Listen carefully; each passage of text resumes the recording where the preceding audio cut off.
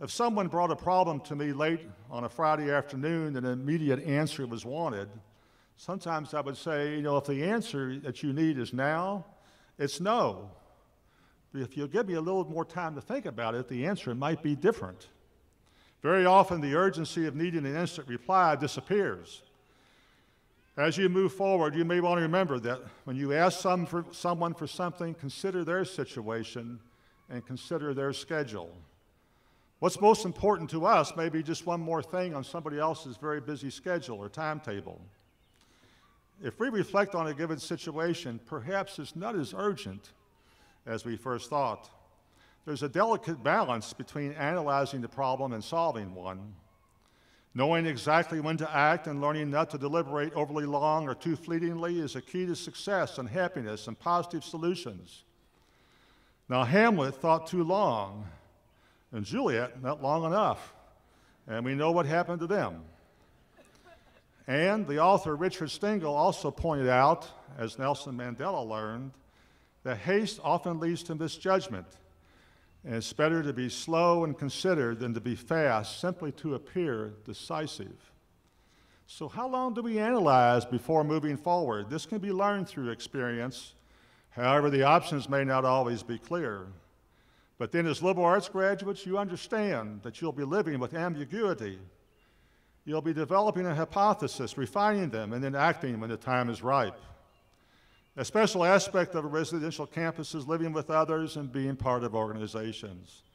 Learning to sacrifice for the greater good, working toward a common goal, and developing leadership skills, they will be all life skills that will serve you very well. I've always valued teamwork, and I look back with pride on what's been accomplished, but it was honorable people who worked together as a team that made it possible to accomplish good things. If you look at our Transylvania, it has been the relationships with individuals and the focus on a common purpose that have resulted in the institution that we know today. Whether it's buildings such as Old Morrison, which was built in 1833, or our most recent Thompson Hall, or a scholarship program that we have today. These facilities and programs were made possible by the gifts of others. People gave to people for a purpose and to an institution that they believed in. I'm grateful to all those who preceded me and those who made the past 27 years so very special. The contributions and work of many people have made a difference in the lives of previous and current generations of Transylvania students. And your presence today as members of the class of 2010 is made possible by the investments of others. I've understood over the years the importance of saying thank you. And as circumstances allow, I hope that you'll give back in some way as well, whether it's to Transylvania or some other worthy organization. So many students and faculty and friends have come up over the last several weeks and said, we're going to miss you. And I appreciate that very much. Well, I'm going to miss you too, and we're going to miss the class of 2010. Graduation is always somewhat bittersweet for faculty and staff, as we've had the wonderful opportunity to know you. And now you leave and go out into the world. Well, we're graduating together. It's taken me a little longer than it's taken you, however. But it's a privilege to be with you. What's given me the greatest joy over the years has simply been knowing students. Warren Buffett, the well-known businessman and investor, was talking to a group of graduate students recently. And one asked him how a person should choose a particular career. His answer was very simple. You follow your passions.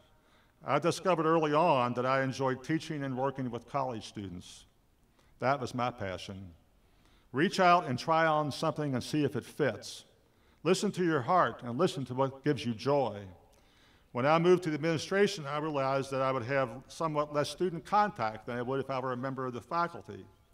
Yet, I was able to continue to do things for students to enrich their educational experience. Having contact with students on a small campus of a residential liberal arts school was a perfect fit for me. When I looked out my front window in the president's office and watched you go from class to class, that was my constant reminder as to why we are all here. Watching the conversations you had with each other, with faculty members, whether it was in Hout Plaza or the Jasmine's Cafe, I knew that the community of learners was exchanging ideas, sharing knowledge, giving perspectives, and enjoying each other's company. So now let me review the lessons that I've learned that may serve you well tomorrow and in the years ahead. Be prepared for new opportunities. This will require you to be a lifelong learner. Look for mentors. Be cautious in how you communicate, and think before you push the send button or send a text. Do the very best in every position that you can. Try to get along with everyone, including your coworkers and your colleagues. Remember that forgiveness is a virtue and that will serve you well. Allow room for the imperfections of others, and when possible, do not make decisions when under stress or fatigue. Consider the situation and pressures of others, and then make the decision. Have an attitude of gratitude. Discover your passions, persevere, do not dwell on disappointment, and never, ever give up. We are entering a new phase in our lives, and looking ahead, I'm sure there may be some uncertainty and anxiety.